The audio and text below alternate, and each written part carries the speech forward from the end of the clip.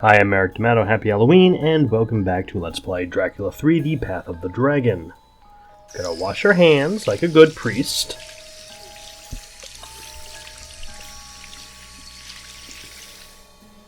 And now it's time to test blood types.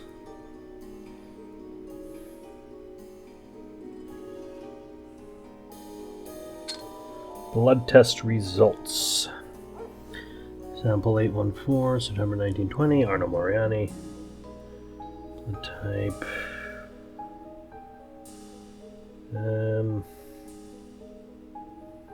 Okay, Kruger test.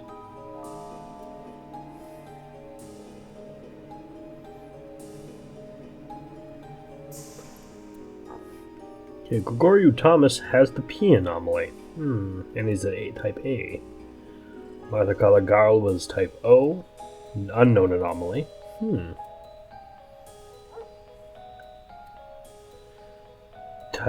Gravekeeper is type A.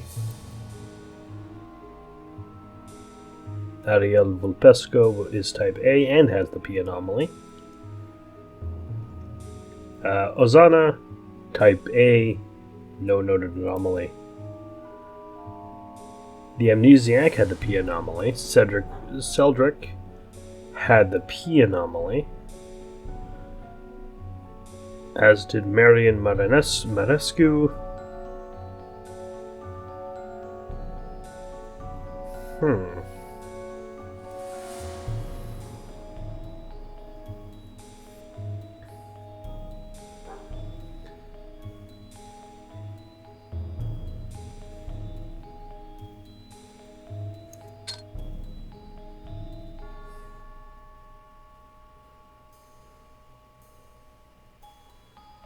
Opaline glass.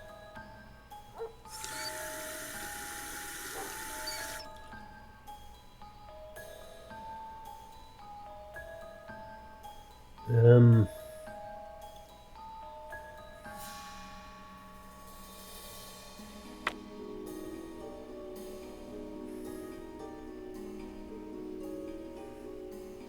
put drops of liquid on the plate, use the pipettes dipped in the test tubes. Okay.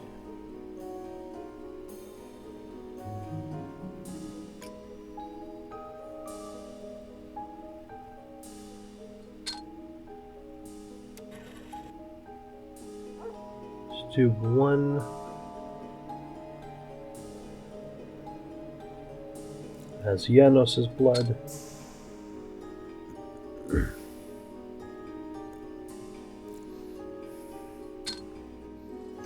Yeah, we're doing blood tests, because I totally know how to do that.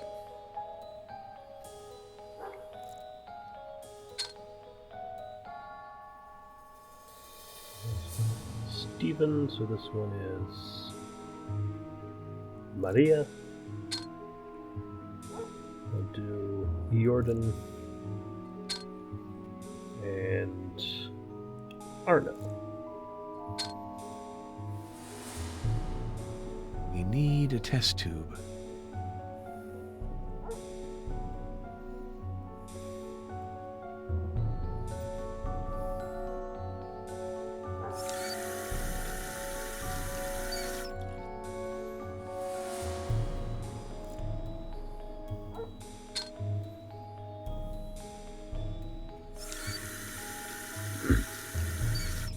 I'm just going to rinse them out.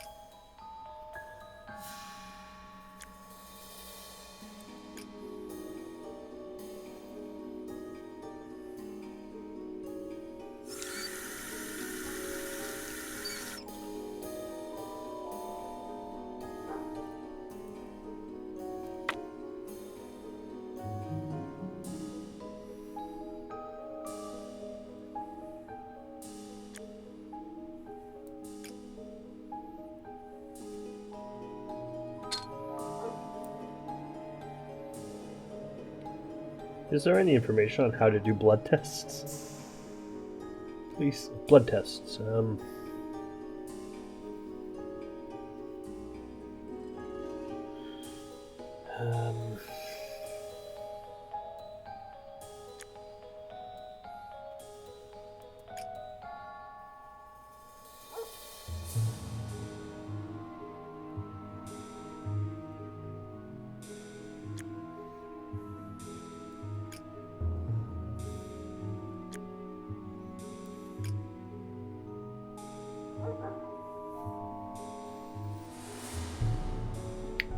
Is this supposed to mean something?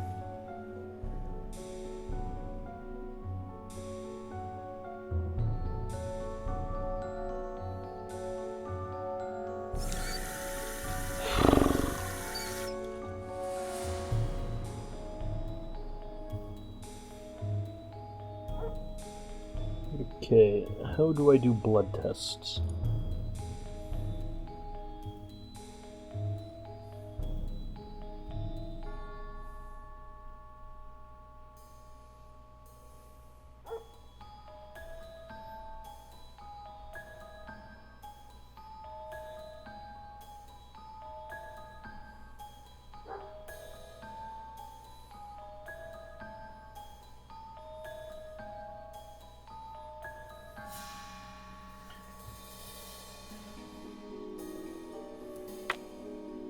Okay, let's try the next blood sample.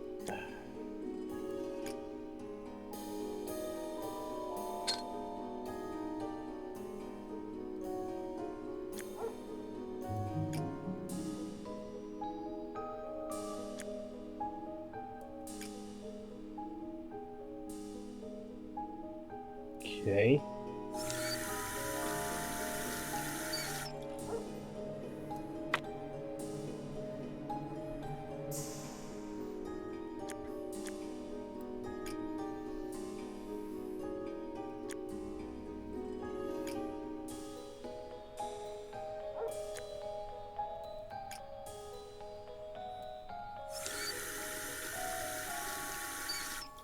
How much... Why do I have to do these blood tests exactly? This might be one of the least interesting, most tedious puzzles I've ever had to do in a video game.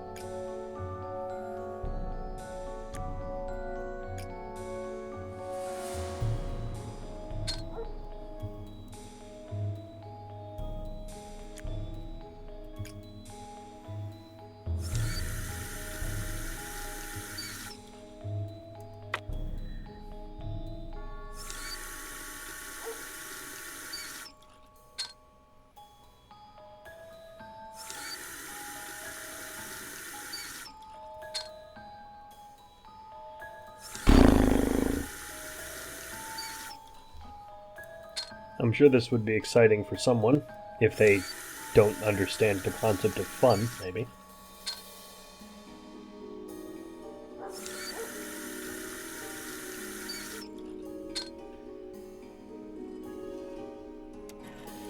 Last one we did was...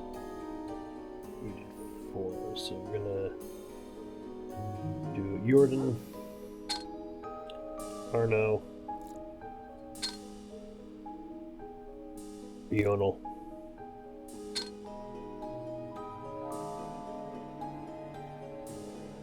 Lozana,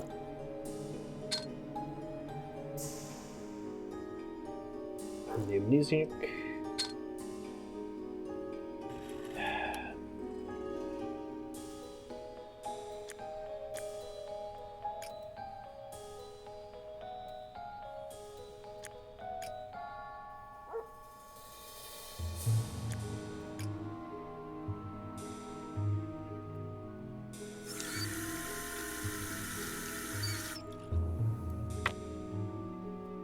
Let's test our blood.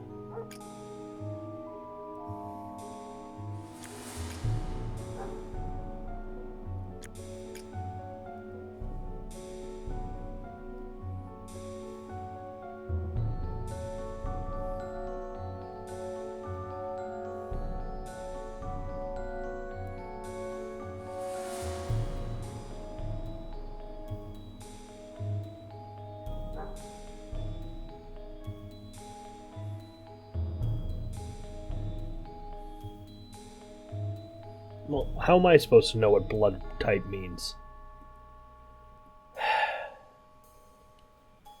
Okay, let's look at the cheats and do this.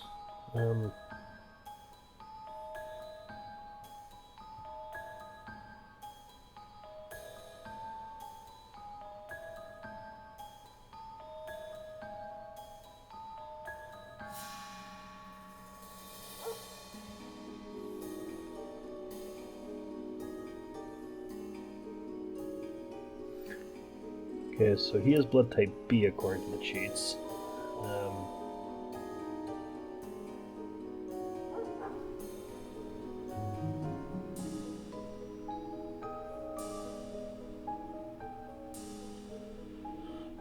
This is the dumbest thing I've ever seen in a video game. Wow.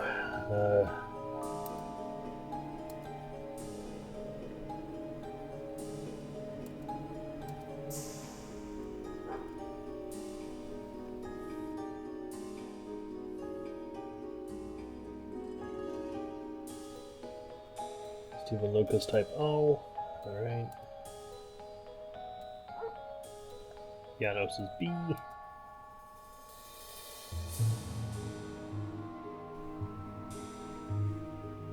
Ionel is AB. Perfect. I'm sure of my results. Good, and up to... Maria should be happy. I've done my work well. Yeah, we cheated because this puzzle is stupid. I finished the sample and the tests.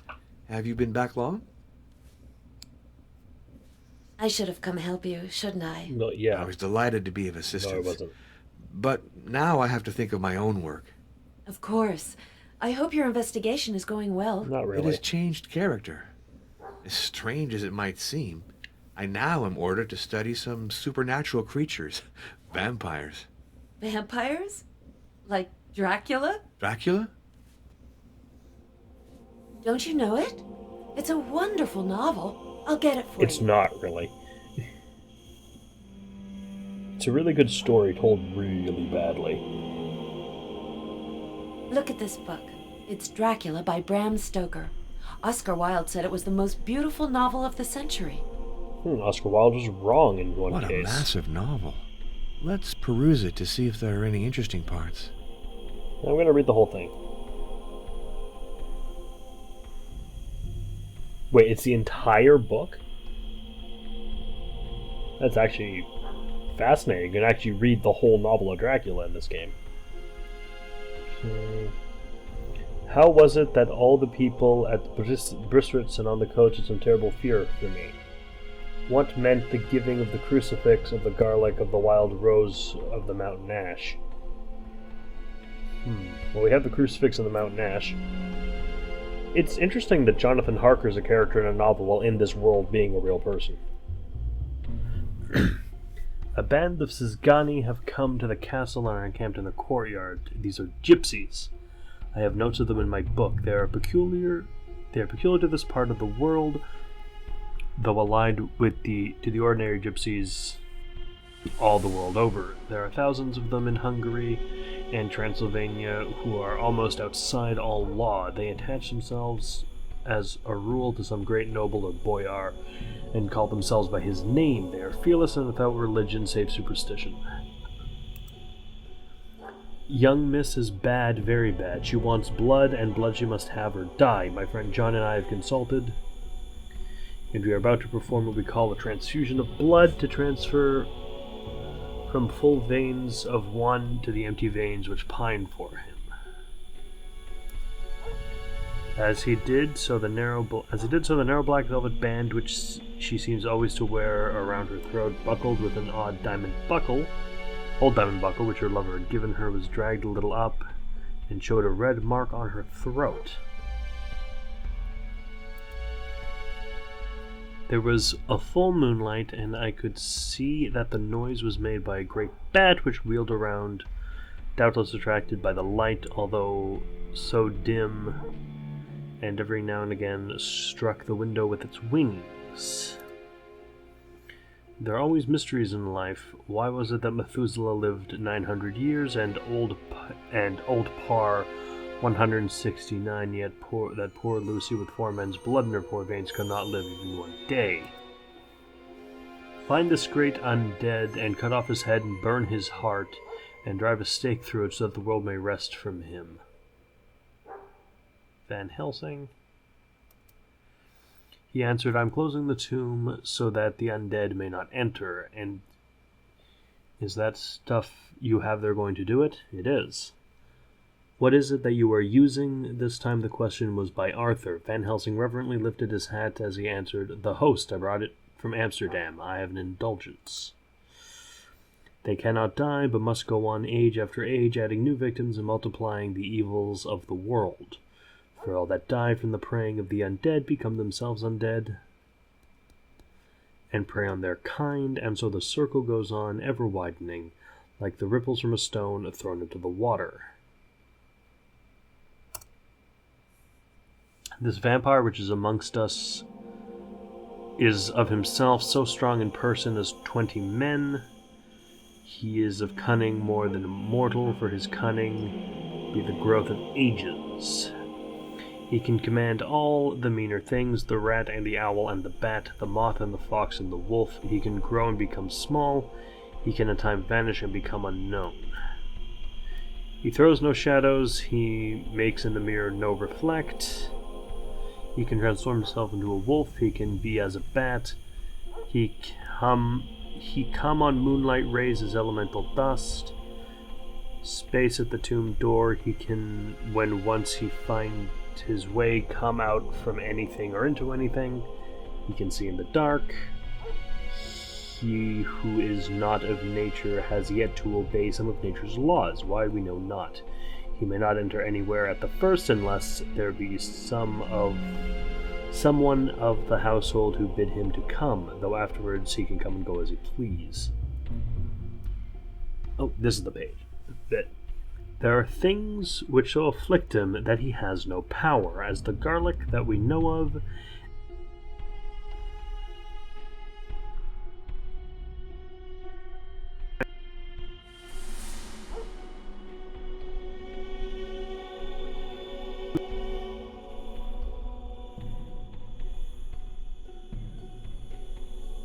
have been that voivode Dracula, who won his name against the Turk.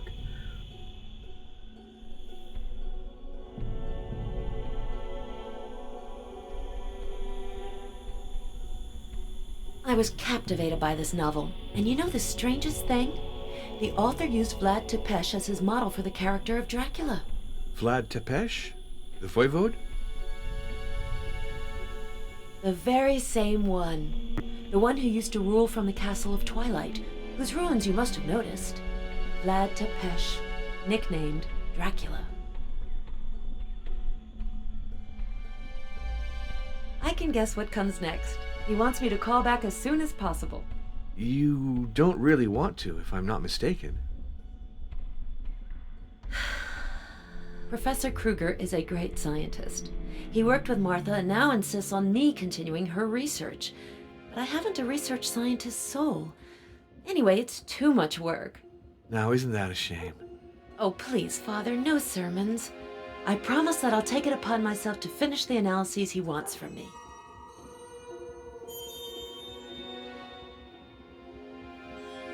I'm afraid not.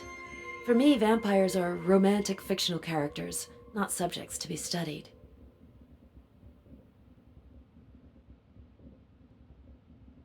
In fact, I did observe several spontaneous cures, but, you know, this sort of thing happens relatively frequently. Spontaneous does not necessarily mean miraculous. Everything is possible.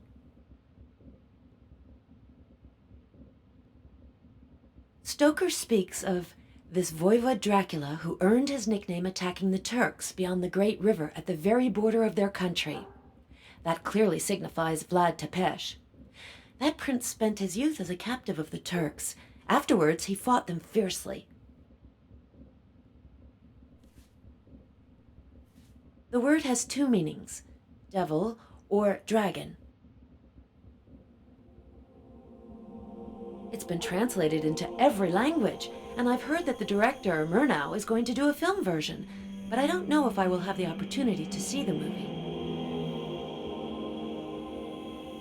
I like him. One day he came to the dispensary and took a picture of me. He gave me some prints. I know him. He came to the dispensary too, to give his blood. Oh, it's very kind of you to visit me, Father.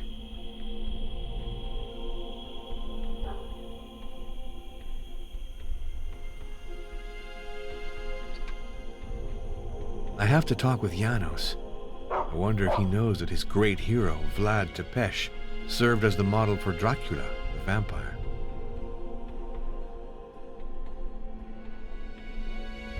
I thought I saw something move behind that window a while ago. Was I dreaming? The house seems abandoned.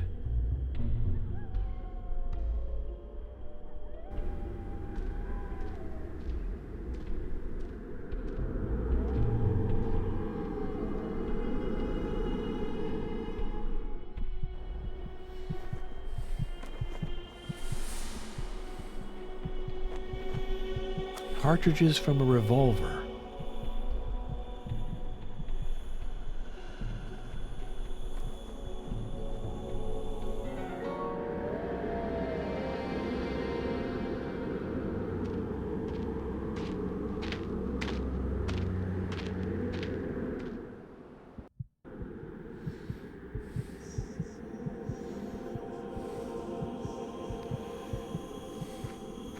Hello, Janos.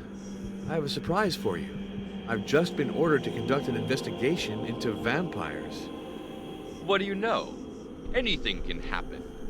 I was talking about the same subject with Stefan Luca, who just arrived at the inn. He's kind of a fanatic, and firmly believes in the existence of vampires. You should question him. You're more useful to me because you're a historian. I have several questions to ask you, particularly about Vlad Tepes.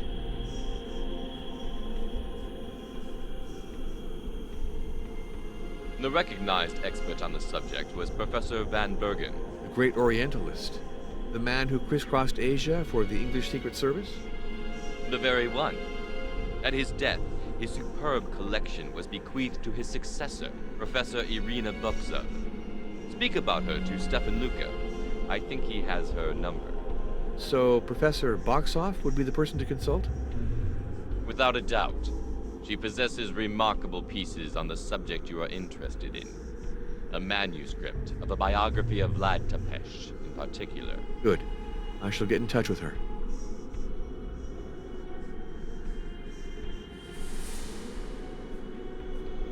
That's a legend forged by his enemies.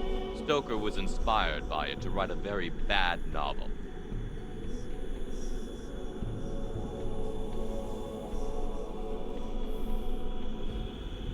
It's a journey of initiation that some traditions associate with Vlad Tepes. Most likely because Vlad was called Dracula, which means the dragon or the devil. But it's more related to occultism than to history. Professor Buksov will fill you in better than I can. I visited Dr. Maria Florescu. I assume she took some of your blood? She gets everybody to contribute. Made me do it myself, actually.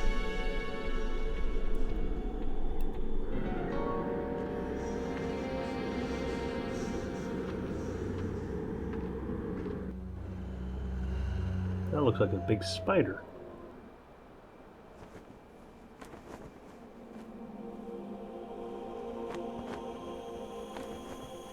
Let's talk to Stephen Luca now.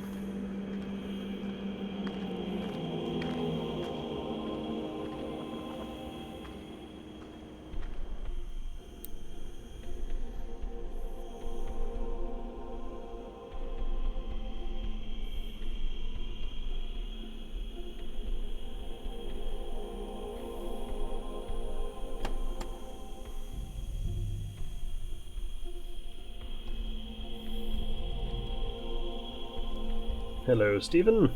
You weirdo. Who's probably actually 100% correct. Janos Peckpenster told me you know Professor Van Bergen's successor in Budapest. Irina Buksov? I tried to contact her, but I was rejected.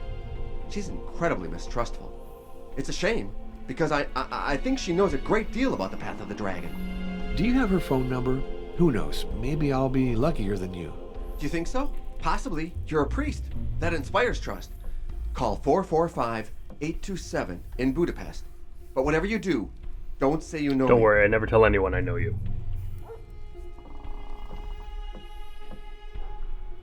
Okay, turn the crank. Number, please.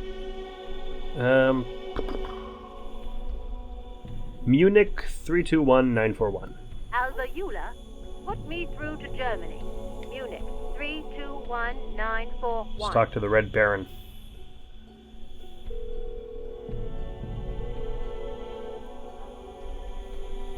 This is Professor Heinrich von Kruger.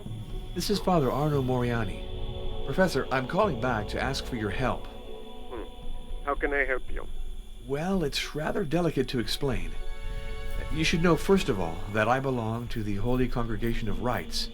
I came to Vladiviste to investigate the life of Martha Caligaro. Would you like me to talk to you about her? She was a remarkable woman. To tell the truth, my mission has changed.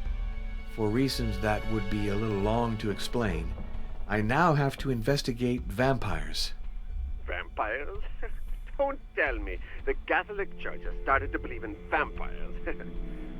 On the contrary, my superiors want to combat this belief. They're alarmed to see how resistant it still is in the 20th century. Yeah, very good. If it's to fight superstition, you can count on my assistance. It will be invaluable to me, for I need the viewpoint of a scientist on the vampire myth. Do you realize this is the very subject of the research I was carrying out with Dr. Caligaro? I did not. We discovered a disease, the P syndrome, whose symptoms are quite similar to those attributed to the victims of vampires. So the legend is based on specific medical facts. Tell me about your collaboration with Martha Caligaro. Dr. Caligaro contacted me while she was caring for a patient called Marescu. His granulocytes showed a very curious anomaly. She sent me a blood sample by carrier pigeon, and we worked on this case together. The result of our collaboration was the discovery of P syndrome. Afterwards, we had to specify the cause of the disease and perfect a serum. For that, I needed statistical data. I asked Dr. Caligaro to take a large number of samples from the population of Vladiviste. Unfortunately, the war interrupted our research. Did you pick up again with Martha Caligaro after the end of the hostilities? It wasn't possible for me to contact her immediately. When I was finally able to phone the dispensary, she was dead. It was Dr. Florescu who answered me. Do you think Dr. Florescu has the competence needed to continue Martha Caligaro's work? Of course. I've been insisting for some time now that she do so. As soon as she sends me the results I'm missing, I'll be able to find a serum that's effective against P syndrome. According to you, vampires have no objective existence?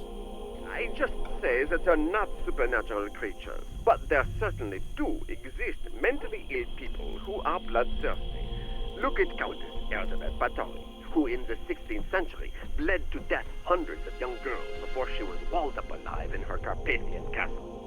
In addition, as I mentioned, patients afflicted with the P syndrome suffer from very odd physical and psychological disorders that make them resemble the victims of vampires.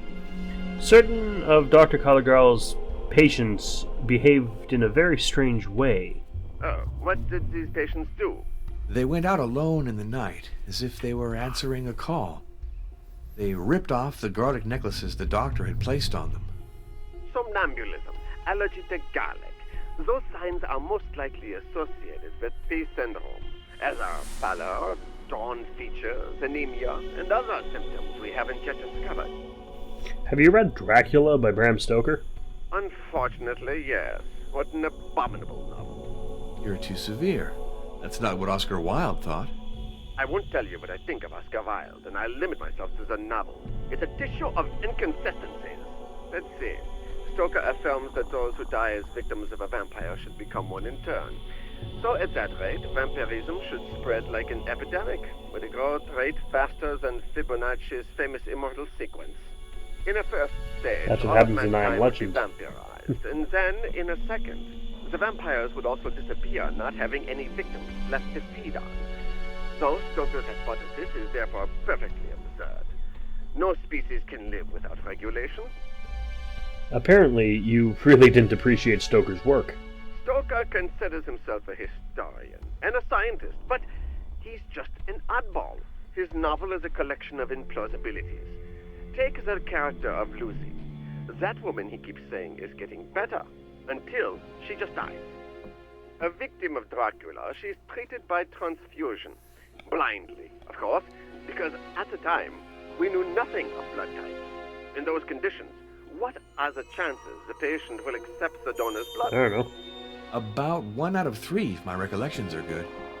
Nonetheless, in desperate cases, it's worth the trouble to try. Certainly. But the good Professor Van Helsing, who is always described as a genius, repeated the operation with 4 different donors. The chances of survival for that poor Lucy then fell to less than 2%. It's probably the transfusions that killed her, and not Dracula. Let's get back to Van Helsing, supposedly an expert on vampires. He teaches us that they can read minds and change into bats. However, he's not worried about finding one of the latter at the window of the room in which he's holding a meeting. And then he seems so surprised that Dracula knows his plans. The naivety of that character is irritating. If you want a really good vampire novel, I'd recommend either Stephen King's Salem's Lot, which is essentially Dracula but done well, and I Am Legend, if you want a more scientific approach to the vampire thing. Did you know that director Murano is going to shoot a movie based on the Dracula novel? Yeah, I know the work of Murnau. They call it expressionism. But for me, those morbid fantasies have much more to do with pathology. Tell me, could I ask you a personal question? Listening to your voice, I have the feeling that you're a little tense. No, not really. Yes, I'm not sleeping well. Nothing else? You can confide in me. I'm a doctor, you know. Well, sometimes I get the feeling I'm being spied upon. I'm sure it's only an impression, but it's becoming an obsession. Father Arno, you are sensitive and susceptible, like our late lamented Dr. Caligaro. These are qualities, but they make you vulnerable. Above all, don't let your imagination govern you. Will do. That's good advice. Thank you. I'll try to follow it. Goodbye, Professor. Goodbye, Father. Well, that was enlightening. Someone else, another person who dislikes the novel. Number, please.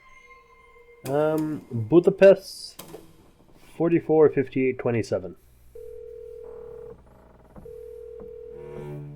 This is Irina Boxoff. This is Father Arno Moriani. Hello, Professor.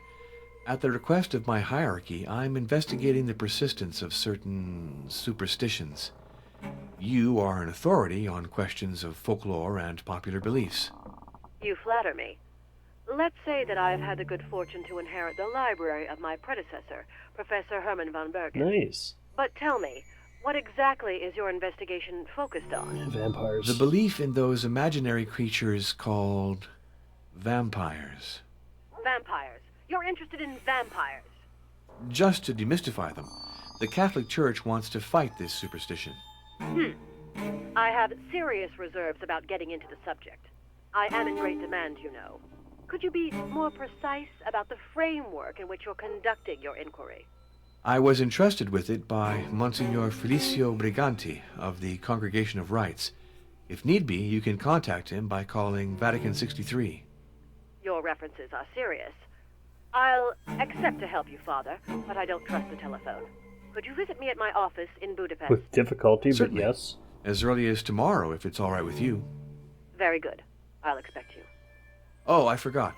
I was told that you possess a volume related to my inquiry. A biography of Vlad Tepes? That's true. Professor von Bergen left me Michel Beheim's account in verse. It's a 15th century manuscript, very precious.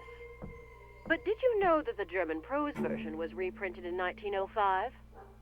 It's a brochure entitled Geschichte Dracula Weide, brought out by the Friends of the Vatican Library. Published by the Friends of the Vatican Library? In that case, it won't be difficult for me to procure a copy. Goodbye, Professor. Goodbye, Father. Actually, should I call Father What's-His-Name and ask him for one?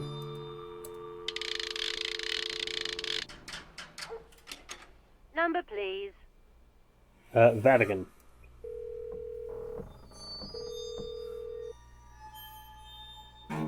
This is Cardinal Felicio Briganti. This is Father Arno Moriani. I intend to go have a discussion with Professor Irina Boxov in Budapest to complete my file on vampires. Very good. Will you be coming back to Rome directly afterwards? If you don't see any problem with it, I'll go back to Vladiviste first. I'll be more tranquil there to write out my conclusions. Ah, an excellent idea. You'll be able to take advantage of the fresh country air. I also plan on spending a week or two in the country. Oh, good idea. I almost forgot. Could you have a work that was published by the Friends of the Vatican Library sent to me? Certainly. It's a bound volume, Geschichte Dracula Vaida, reprinted in 1905. No problem. I'll send it to you at your inn. Let me insist on one point, Arno. For your research, it's important that you consult the best scientific experts. We need the authority of a doctor and a historian to support your I conclusion. have both. I understand. And after you've finished your work, make sure you get some rest. Goodbye, Your Eminence. Be well, Arno. Okay.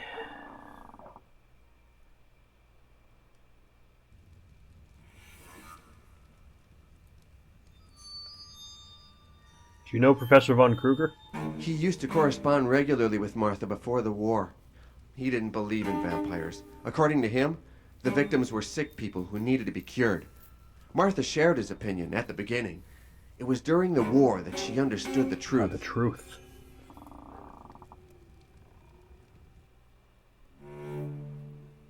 Ozana, I'm leaving for Budapest for a day or two. Would you please keep my room? Well, that is... Naturally, I'll pay you for my keep, even for the nights that I'm not here. In that case, of course, Father. I'll keep your room for you. Should we head off to Budapest now?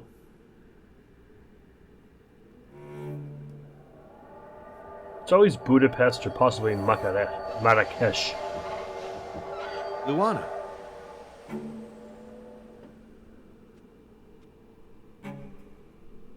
What do you know about vampires? Certain things. But I also know the virtues of silence. What do you know about the Castle of Twilight? As much as I want to know. Are you acquainted with the name of Dracula? I have a feeling that before the end you will know more than me about the dragon. Okay, you're delightfully cryptic, aren't you? To Budapest.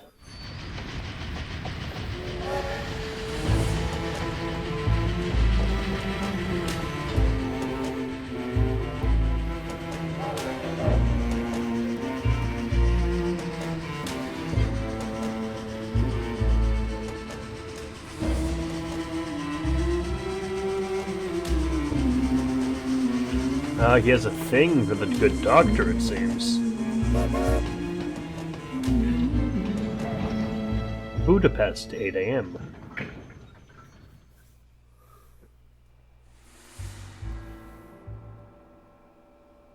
Herman van Bergen.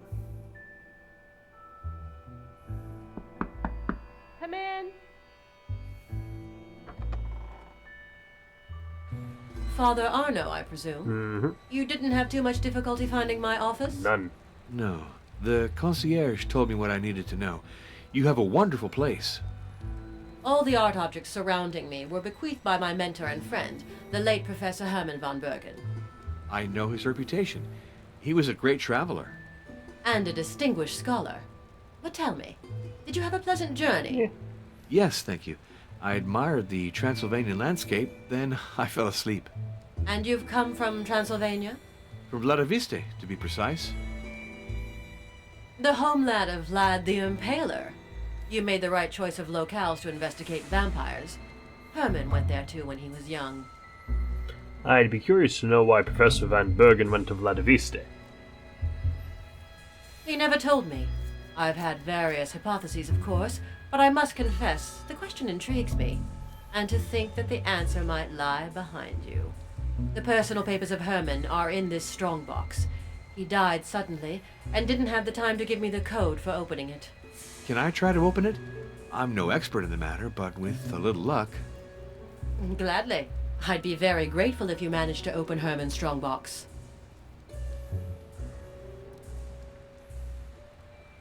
I'd be very grateful if you managed... We have to do the strongbox.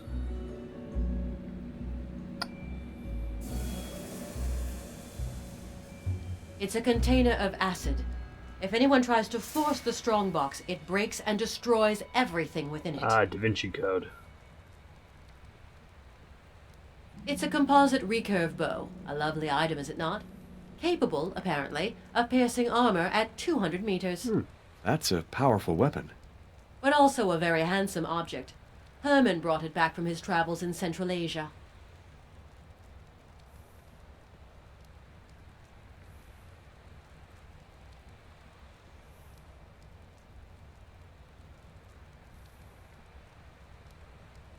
I won't examine this document without permission. Well, let's try Vladovis. V-L...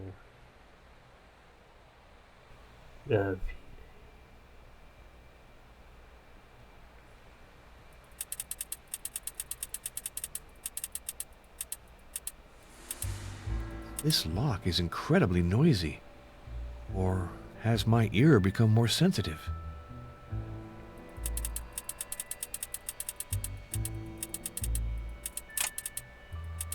I can't get over how clearly I can hear the mechanism. It's extraordinary. Ah, that's how it's easy.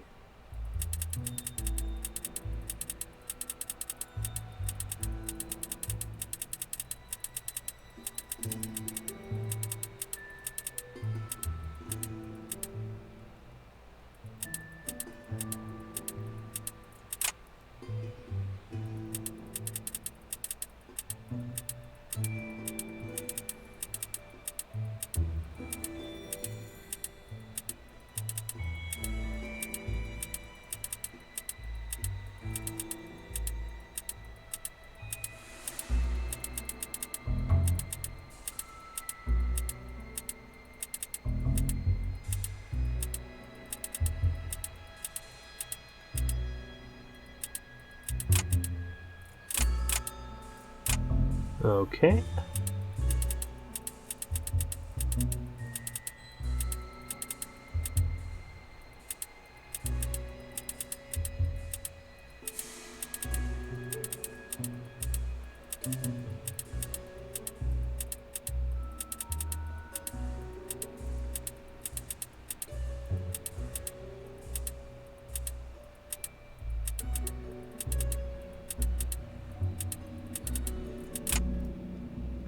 Ah, it's a date.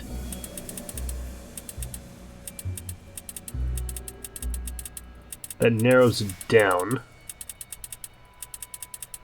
to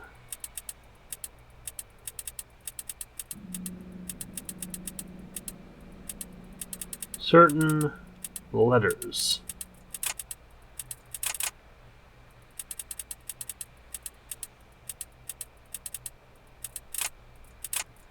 There we go.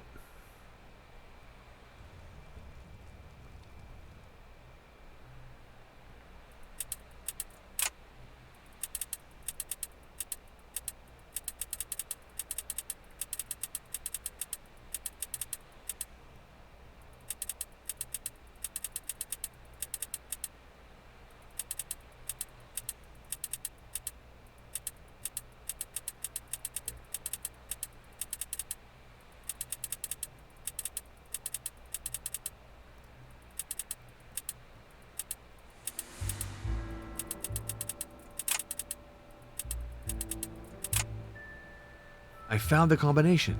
NDCCCXX. Looks like a number in Roman numerals. 19 something, I think. Thank you for opening the strongbox, Father. Would you be so kind as to deposit the contents on my desk? Certainly. Got a code A cylinder. wax cylinder and a letter. Let's see the letter.